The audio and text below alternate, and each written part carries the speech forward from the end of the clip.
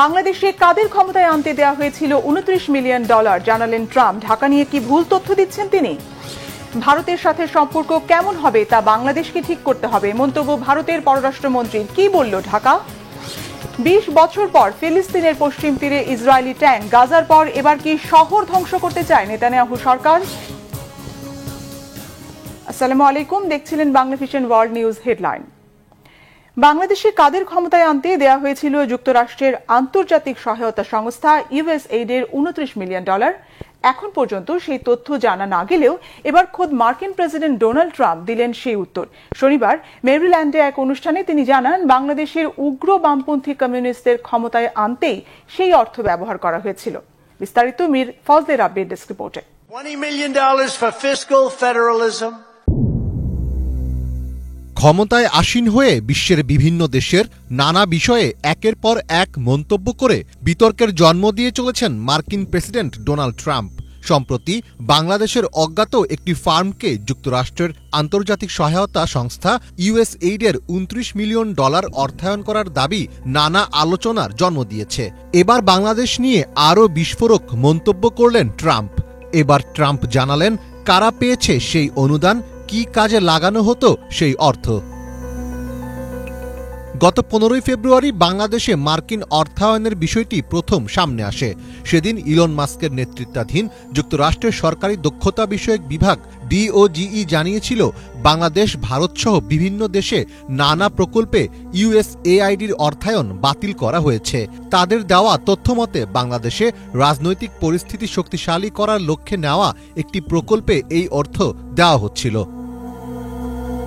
এরপর গত শুক্রবার হোয়াইট হাউসের এক অনুষ্ঠানে দেওয়া বক্তব্যে এ প্রসঙ্গ টানেন ডোনাল্ড ট্রাম্প। সেখানে তিনি বলেন, বাংলাদেশের রাজনীতি শক্তিশালী করতে $29 মিলিয়ন এমন এক সংস্থার কাছে গেছে যার নাম আগে কেউ শোনেনি। সেই সংস্থায় মাত্র 2 জন কাজ করেন বলেও দাবি করেন Trump. $29 million to strengthen the political landscape in Bangladesh went to a firm that nobody ever heard of. এবার কনজারভেটিভ পলিটিক্যাল অ্যাকশন কনফারেন্সে আবার সে প্রসঙ্গে কথা বললেন মার্কিন প্রেসিডেন্ট ডোনাল্ড ট্রাম্প। শনিবার মেরিল্যান্ডের একটি মিলনায়তনে দলীয় ওই অনুষ্ঠানে ট্রাম্প বলেন, বাংলাদেশের উগ্র বামপন্থী কমিউনিস্টদের ক্ষমতায় আনতেই সেই অর্থ ব্যবহার করা হয়েছিল। বাংলাদেশে $29 মিলিয়ন গেছে রাজনৈতিক পরিমণ্ডলকে শক্তিশালী করতে, যাতে তারা উগ্র বাম কমিউনিস্টদের ভোট দিতে পারেন। ফক্স নিউজের শেয়ার করা 1 ঘন্টা 13 মিনিট 33 সেকেন্ডের সেই ভিডিওতে 40 মিনিটের সময় ট্রাম্পকে বাংলাদেশ প্রসঙ্গে কথা বলতে শোনা যায়। বাংলাদেশ ছাড়াও তিনি ভারতের জন্য খরচ করা $18 মিলিয়ন সমালোচনা করেন। $29 million goes to strengthen the political landscape and help them out so that they can vote for a radical left communist in Bangladesh. বাংলাদেশে সক্রিয় বেসরকারি সাহায্য সংস্থার বৈদেশিক অনুদান ছাড় করে থাকে এনজিও বিষয়ক ব্যুরো। ট্রাম্পের ওই বক্তব্যের পর এনজিও বিষয়ক ব্যুরো কর্তৃপক্ষ যুক্তরাষ্ট্রের অনুদান যেসব এনজিও পেয়ে থাকে তাদের তহবিল পর্যালোচনা করে। বিভিন্ন গণমাধ্যম ও এনজিও ব্যুরো সূত্রে জানা যায়, যুক্তরাষ্ট্রের আন্তর্জাতিক উন্নয়ন সংস্থা ইউএসএইডের মাধ্যমে বাংলাদেশের 76টি এনজিও অনুদান পায়। সে তালিকা পর্যালোচনা করে গত 7 বছরে বাংলাদেশে কোনো বেসরকারি সংস্থার $29 মিলিয়ন মার্কিন অনুদান পাওয়া বা ছাড়ের তথ্য পাওয়া যায়নি। এনজিও সংশ্লিষ্টরা বলছেন, ডোনাল্ড ট্রাম্পের এমন দাবিকে অস্বাভাবিক মনে করেন তারা। যুক্তরাষ্ট্রের প্রেসিডেন্ট থেকে এমন অভিযোগ আসার পর বাংলাদেশের এনজিও খাত ও কর্মকর্তাদের নিয়ে প্রশ্ন ওঠার আশঙ্কাও তৈরি হয়েছে। ফলে অনেকেই মনে করেন, ট্রাম্পের এমন বক্তব্যের পর যুক্তরাষ্ট্র কিংবা ইউএসএআইডির উচিত কারা সেই অর্থ পেয়েছে সেটি প্রকাশ করা। বিশ্বজুড়ে ইউএসএআইডির তহবিল বন্ধের বৈধতা দিতে ট্রাম্প এমন যুক্তি তুলে ধরছেন বলেও মনে করছেন বিশেষজ্ঞদের অনেকে। মীর ফজলে রাব্বি, বাংলা ভিশন। এদিকে ভারতের সাথে সম্পর্ক কেমন হবে তা বাংলাদেশকে ঠিক করতে হবে বলে মন্তব্য করেছেন ভারতের পররাষ্ট্রমন্ত্রী এস জয়শঙ্কর। যে কোনো ইস্যুতে ভারতকে দোষারোপ করা ঠিক নয় বলেও মন্তব্য তার। পররাষ্ট্রমন্ত্রী এস জয়শঙ্কর একতরফাভাবে ঢাকার কি করা উচিত তা নিয়ে মন্তব্য করলেও কোনো কথা বলেননি বাংলাদেশ নিয়ে ভারতের বিভিন্ন গণমাধ্যমে ভুল ও মিথ্যা তথ্য প্রচারের বিষয়ে। অবশ্য এর আগে ঢাকা দিল্লি সম্পর্কের উন্নতি করতে হলে অবশ্যই বাংলাদেশ নিয়ে ভারতকে ভুল তথ্য প্রচার থেকে বিরত থাকতে হবে বলে সাফ জানিয়ে দিয়েছেন বাংলাদেশের পররাষ্ট্র উপদেষ্টা তৌহিদ হোসেন। শহীদ আরাফাতের ডেস্ক রিপোর্ট। ভারতের সাথে বাংলাদেশ কেমন সম্পর্ক চায় সে সিদ্ধান্ত বাংলাদেশকে নিতে হবে বলে মন্তব্য করেছেন ভারতের পররাষ্ট্রমন্ত্রী এস জয়শঙ্কর। বলছেন, দিল্লির সঙ্গে ঢাকা ভালো সম্পর্ক চাইলে প্রতিদিন দোষারোপ করা চলবে না, এটি মোটেও ঠিক নয় বলে মন্তব্য ভারতীয় পররাষ্ট্রমন্ত্রীর। গেল আগস্টে শেখ হাসিনার পতন এবং অন্তর্বর্তী সরকার দায়িত্ব গ্রহণের পর থেকেই বাংলাদেশের অভ্যন্তরীণ ইস্যু নিয়ে প্রতিনিয়ত আলোচনা সমালোচনা করে আসছে দিল্লি। কখনো সংখ্যালঘু, কখনো সীমান্ত, আবার কখনো রাজনৈতিক পরিবেশ নিয়ে নানা প্রশ্ন তুলছে ভারতীয় রাজনীতিবিদরা। প্রতিবেশী হিসেবে এই ধরনের বিষয় নিয়ে দিল্লি কি হস্তক্ষেপ করতে পারে, প্রশ্ন খোদ রাজনৈতিক বিশ্লেষকদের। ওমানের রাজধানী মাস্কটে বাংলাদেশের পররাষ্ট্রমন্ত্রী তৌহিদ হোসেনের সঙ্গে বৈঠকের এক সপ্তাহ পর রবিবার এক অনুষ্ঠানে ভারতের পররাষ্ট্রমন্ত্রী দাবি করেন, বাংলাদেশের সাথে ভারতের মধ্যে দ্বিপাক্ষিক সম্পর্কের মধ্যে দুটি বিষয় সমস্যা তৈরি করছে। প্রথমত, বাংলাদেশের সংখ্যালঘুদের ওপর হামলা এবং দ্বিতীয়টি রাজনৈতিক ইস্যু। প্রতিবেশী হিসেবে ভারত এই বিষয়গুলো নিয়ে কথা বলছে, এটাই স্বাভাবিক বলে দাবি করেন পররাষ্ট্রমন্ত্রী জয়শঙ্কর। আর বাংলাদেশের এই বিষয়গুলো নিয়ে ভারতের দোষারোপ করা উচিত নয় বলেও মন্তব্য করেন তিনি। 1971 সাল থেকেই বাংলাদেশের সাথে ভারত সুসম্পর্ক বজায় রেখে চলছে বলে জানান এস জয়শঙ্কর। শেখ হাসিনা সরকারের পতনের পর থেকে বাংলাদেশের পরিস্থিতি নিয়ে ভারতের উদ্বেগ বেড়েছে বলে দাবি করেন তিনি। বাংলাদেশের সংখ্যালঘুদের উপর হামলার দাবি তুলে জয়শঙ্কর বলেন, এটি বন্ধ করা উচিত। তাই ভারত বিষয়টি বারবার তাগিদ দিয়েছে, কিন্তু পক্ষান্তরে অন্তর্বর্তী সরকার প্রতিটি বিষয়ে ভারতের দোষারোপ করছে। এর মধ্যে অনেক দাবির কোনো ভিত্তি নেই বলে জানান জয়শঙ্কর। তাদের অভ্যন্তরীণ ইস্যুতে ভারতকে দোষারোপ করা মোটেও ঠিক নয় বলেও মন্তব্য ভারতের পররাষ্ট্রমন্ত্রীর। তবে প্রতিবেশী দেশের ওপর মিথ্যা অভিযোগ চাপিয়ে প্রতিবেশী দেশ নিয়ে মিথ্যা তথ্য প্রচার ও অভ্যন্তরীণ ইস্যুতে মন্তব্য করা ভারতের উচিত কিনা তা নিয়েও প্রশ্ন তুলেছেন বিশ্লেষকরা। ভারতের বিভিন্ন গণমাধ্যমে বাংলাদেশের অভ্যন্তরীণ বিষয় নিয়ে মিথ্যাচারের ঘটনা প্রতিদিনই দৃশ্যমান। এর আগে গত সপ্তাহে রবিবার ওমানের রাজধানী মাস্কাটে অনুষ্ঠিত ৮ম ভারত মহাসাগর সম্মেলনের মধ্যেই দুই প্রতিবেশী দেশের পররাষ্ট্র মন্ত্রণালয় পর্যায়ের আলোচনা হয়। পরে সংবাদ মাধ্যমকে পররাষ্ট্র উপদেষ্টা তৌহিদ হোসেন বলেন, বাংলাদেশ ভারতের দ্বিপক্ষীয় সম্পর্কের উন্নতি করতে হলে অবশ্যই ভারতকে বাংলাদেশ নিয়ে ভুল তথ্য রটানো থেকে বিরত থাকতে হবে। Shahid Arafat, Bangla vision, news desk. ফিলিস্তিনের গাজার পর এবার আরেক অংশ পশ্চিম তীরের ধ্বংস চায় কি ইসরায়েলিরা? আর সেজন্য দীর্ঘ ২০ বছর পর ট্যাঙ্ক সহ ভারী সামরিক যানবাহন নিয়ে পশ্চিম তীরে ঢুকে পড়ে ইসরায়েলি বাহিনী। সন্ত্রাসী দমনের অজুহাতে জেনিন, তুলকারেম, নূর শামস সহ বিভিন্ন শরণার্থী শিবিরে চালানো হচ্ছে ব্যাপক অভিযান। এরই মধ্যে ইসরায়েলি প্রতিরক্ষা মন্ত্রী ঘোষণা দিয়েছেন, এই অভিযান দীর্ঘমেয়াদী হবে। সম্প্রতি গাজায় চলমান যুদ্ধবিরতির অনিশ্চয়তার মাঝে নেতানিয়াহু প্রশাসনের এমন পদক্ষেপ নতুন করে উস্কে দিতে পারে আঞ্চলিক সহিংসতার আগুন। এখন কি পদক্ষেপ নিয়ে আরব বিশ্ব, নাকি চুপ করে থাকবে? হাফিজুল ইসলামের ডেস্ক রিপোর্টে বিস্তারিত। রাতের অন্ধকারে ধুলোর ঝড় উড়িয়ে পশ্চিম তীর দাপিয়ে বেড়াচ্ছে ইসরায়েলি ট্যাঙ্ক। ভারী যুদ্ধ দানবের গর্জনে কাঁপছে পথঘাট। এ যেন ২০০২ সালের অপারেশন ডিফেন্সিভ শিল্ডের ভয়াবহ দৃশ্যের পুনরাবৃত্তি। সম্প্রতি দীর্ঘ ২ দশকের বেশি সময় পর দখলকৃত ফিলিস্তিনি ভূখণ্ড পশ্চিম তীরে ট্যাঙ্ক মোতায়েন করেছে ইসরায়েলের সামরিক বাহিনী। তাদের লক্ষ্যবস্তুতে পরিণত হয়েছে জেনিন, তুলকারেম, নূর শামস সহ একটির পর একটি শরণার্থী শিবির। ঘরবাড়ি হারিয়েছেন ৪০,০০০-এর বেশি ফিলিস্তিনি। তাহলে কি পশ্চিম তীরও এবার বরণ করতে যাচ্ছে গাজার ভাগ্য? সন্ত্রাস দমনের নামে নতুন দখলদারিত্বের সূচনা করছে ইসরায়েল। গাজায় চলমান যুদ্ধবিরতি শুরুর পরপরই উত্তর পশ্চিম তীরে অপারেশন আয়রন ওয়াল নামের সামরিক অভিযান শুরু করে ইসরায়েল।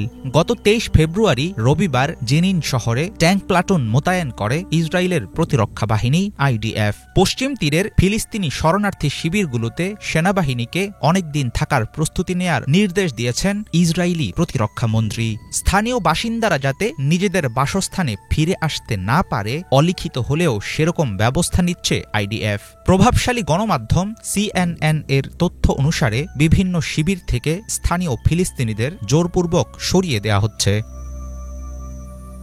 ১৯৪৮ সালে ইসরায়েল রাষ্ট্র প্রতিষ্ঠিত হলে আরব ইসরায়েল যুদ্ধের পর জর্ডানের অধীনে চলে যায় পশ্চিম তীর। ফিলিস্তিনিরা তখনও স্বপ্ন দেখছিল একটি স্বাধীন রাষ্ট্রের। কিন্তু ১৯৬৭ সালের ৬ দিনের যুদ্ধে পশ্চিম তীর, গাজা, পূর্ব জেরুজালেম সহ অনেক বড় ভূখণ্ড দখল করে নেয় ইসরায়েল। নিজস্ব ভূমি থেকে ফিলিস্তিনিদের উৎখাত করে সেখানে শুরু করে অবৈধ বসতি স্থাপন। ১৯৯৩ সালে অসলো চুক্তির মাধ্যমে কিছু অংশ ফিলিস্তিনি কর্তৃপক্ষের কাছে ছেড়ে দিলেও গায়ের জোরে পশ্চিম তীরে নতুন বসতি স্থাপন অব্যাহত রাখে ইসরায়েল। 2000 সালে স্বাধীনতাকামী ফিলিস্তিনিরা শুরু করে দ্বিতীয় ইন্তিফাদা বা গণ আন্দোলন দমাতে পশ্চিম তীরে ভয়াবহ নিপীড়ন চালায় ইসরায়েল। 2002 সালে অপারেশন ডিফেন্সিভ শিল্ড নামক অভিযানে ট্যাঙ্ক নিয়ে পশ্চিম তীরে ঢোকে সামরিক বাহিনী। আগ্রাসী আক্রমণে গুড়িয়ে দেয়া হয় অসংখ্য বাড়িঘর, আটক হন হাজার হাজার ফিলিস্তিনি। কাগজে কলমে ফিলিস্তিনি কর্তৃপক্ষের শাসন চালু থাকলেও বাস্তবে পশ্চিম তীরের বড় অংশ চালায় ইসরায়েলের সামরিক বাহিনী। বর্তমানে দখলকৃত ভূখণ্ডে বসবাস করে 7 লাখের বেশি ইহুদি। প্রতিনিয়ত বাড়ছে এই সংখ্যা। গাজা ও পশ্চিম তীর নিয়ে গঠিত হবে একটি স্বাধীন রাষ্ট্র। দীর্ঘ সময় ধরে ইসরায়েলের দখলদারিত্বের মোকাবেলা করেও এমন স্বপ্ন দেখেন ফিলিস্তিনিরা। সেই স্বপ্ন আদৌ বাস্তবে পরিণত হবে কিনা সেটা এখনো জানেন না তারা। গাজাকে মাটির সাথে মিশিয়ে দেওয়ার পর এবার পশ্চিম তীরে নেতানিয়াহু বাহিনীর ব্যাপক সামরিক তৎপরতা পুরো অঞ্চলকে পরিণত করতে পারে আরেকটি গাজায়। এমন পদক্ষেপের জেরে আবারও জ্বলে উঠতে পারে সহিংসতার ছাইচাপা আগুন।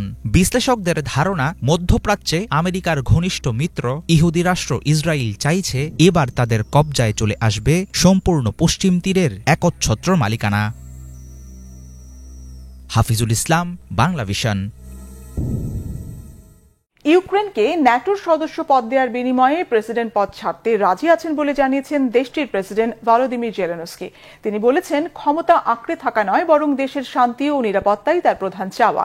এদিকে মার্কিন প্রেসিডেন্ট ডোনাল্ড ট্রাম্পের সঙ্গে জেলেনস্কির চলমান তিক্ততার মাঝেই ইউরোপীয় ইউনিয়ন ইউক্রেনের তুলনায় রাশিয়ার পেছনেই বেশি অর্থ ব্যয় করছে বলে চাঞ্চল্যকর তথ্য সামনে এসেছে। সার্বিক প্রেক্ষাপটে ইউক্রেনের দিকে থেকে মুখ ফিরিয়ে নিচ্ছে কিনা তা নিয়ে চলছে ব্যাপক সমালোচনা। হিজল জোবাইরের ডেস্ক রিপোর্টে বিস্তারিত। একের পর এক অপ্রত্যাশিত মোচড় নিচ্ছে ইউক্রেন যুদ্ধ। এবারে ইউক্রেনের প্রেসিডেন্টের পদ ছাড়তে রাজি আছেন বলে জানিয়েছেন ভলোদিমির জেলেনস্কি। তবে সেজন্য বেশ কিছু শর্ত জুড়ে দিয়েছেন তিনি। ইউক্রেন যুদ্ধের তৃতীয় বর্ষপূর্তির একদিন আগে রবিবার কিয়েভে এক সংবাদ সম্মেলনে নিজের এই অবস্থানের কথা জানান জেলেনস্কি। সাংবাদিকের প্রশ্নের জবাবে বলেন, ক্ষমতা আঁকড়ে থাকা মোটেও তার লক্ষ্য নয়। যদি যুদ্ধ থামিয়ে ইউক্রেনে স্থায়ী শান্তির নিশ্চয়তা দেয়া হয়, তবে তার বিনিময়ে প্রেসিডেন্ট পদ ছাড়তে রাজি তিনি। এছাড়া ইউক্রেনকে যদি পশ্চিমা সামরিক জোট ন্যাটোর সদস্যপদ দেয়া হয়, তার বিনিময়েও অনায়াসে প্রেসিডেন্টের পদ ছাড়তে সম্মত বলে জানান জেলেনস্কি। যদি সত্যিই ইউক্রেনে যথাযথ শান্তি নিশ্চিত করা হয় আর তার জন্যে আমার পদত্যাগের প্রয়োজন পড়ে, তবে আমি তা করতে প্রস্তুত। দ্বিতীয়ত, কার্যকর প্রক্রিয়ায় এই দেশকে যদি ন্যাটোতে যুক্ত করা হয়, তার বিনিময়েও আমি তাৎক্ষণিকভাবে প্রেসিডেন্ট পদ ছাড়তে রাজি আছি। সেজন্যে বেশি সময় নেব না। এ প্রসঙ্গে জেলেনস্কি আরও বলেন, 1 দশক ধরে মসনদ দখলে রাখার আকাঙ্ক্ষা তার নেই। তবে শান্তি চুক্তি চাইলে ইউক্রেন কখনোই ন্যাটোতে যুক্ত হতে পারবে না। বরাবরই এই শর্ত জানিয়ে আসছে রাশিয়া। ক্রেমলিনের মতে পার্শ্ববর্তী দেশ ইউক্রেনের ন্যাটোর সদস্যপদ পাওয়া রাশিয়ার জন্য গুরুতর নিরাপত্তা হুমকি। তাছাড়া কিয়েভকে ন্যাটোর সদস্যপদ দেওয়ার বিপক্ষে মার্কিন প্রেসিডেন্ট ডোনাল্ড ট্রাম্পও। এদিকে যুদ্ধের তৃতীয় বর্ষপূর্তি ঘিরে সোমবার ইউরোপের নেতাদের সাথে গুরুত্বপূর্ণ এক বৈঠকে অংশ নেবেন বলে জানিয়েছেন জেলেনস্কি। ওই বৈঠকে যুদ্ধের ব্যাপারে দীর্ঘমেয়াদী পরিকল্পনার বদলে স্বল্প মেয়াদী করণীয় নিয়ে আলোচনা হবে। অন্যদিকে ইউক্রেনের খনিজ সম্পদের বিনিময়ে যুক্তরাষ্ট্রের সাথে $500 বিলিয়ন চুক্তিতে যাওয়ার প্রস্তাব প্রত্যাখ্যান করায় ট্রাম্প ও জেলেনস্কির সম্পর্ক আরও তিক্ত হয়ে উঠছে। ট্রাম্পের দাবি, সামরিক সহায়তার বিনিময়ে ইউক্রেনের কাছে $500 বিলিয়ন পাওনা যুক্তরাষ্ট্রের। এ দাবি প্রত্যাখ্যান করে জেলেনস্কি জানিয়েছেন, ইউক্রেন এ যাবৎ যুক্তরাষ্ট্রের কাছ থেকে $100 বিলিয়ন সহায়তা পেয়েছে, আর সেগুলো ছিল সহায়তা। সহায়তা কখনোই ঋণ হতে পারে না। ইউরোপের অন্যান্য দেশও সহায়তা দিয়েছে। পরবর্তী প্রজন্মগুলোর ওপর আর্থিক চাপ তৈরি হয় এ ধরনের কোনো চুক্তিতে যাবেন না বলেও জোরালো অঙ্গীকার করেছেন জেলেনস্কি। তবে অর্থনৈতিক চুক্তির প্রশ্নে ট্রাম্পের সাথে আলোচনায় বসতে চান বলে জানিয়েছেন তিনি। এদিকে এসব নাটকীয়তার মাঝেই ইউরোপীয় ইউনিয়ন ইউক্রেনের তুলনায় রাশিয়ার পেছনে বেশি অর্থ ব্যয় করছে বলে নতুন তথ্য সামনে এসেছে। জ্বালানি বিষয়ক ফিনল্যান্ড ভিত্তিক অলাভজনক সংস্থা CREA জানিয়েছে, 2024 সালে রাশিয়া থেকে জীবাশ্ম জ্বালানি আমদানি বাবদ $23 বিলিয়ন ব্যয় করেছে ইইউ। একই সময়ে আর্থিক সাহায্য বাবদ ইউক্রেনকে $19.6 বিলিয়ন দিয়েছে তারা। বিশ্লেষকরা বলছেন, রাশিয়ার ওপর ইউরোপের জ্বালানি নির্ভরতা কমানোর কথা বলা হলেও তা যে এখনো চলমান CRE এর প্রতিবেদনে সে চিত্রই উঠে এসেছে। শুধু তাই নয়, যুদ্ধের মাঝেও মিত্র ইউক্রেনকে আর্থিক সহায়তা বাবদ যে পরিমাণ অর্থ দেয়া হয়েছে তার তুলনায় রাশিয়ার জ্বালানি আমদানিতে অধিক ব্যয়ের বিষয়টি কিয়েভের জন্য উদ্বেগজনক। হিজল জোবায়ের, বাংলা ভিশন। এই ছিল আজকের মতো, সাথে থাকায় ধন্যবাদ।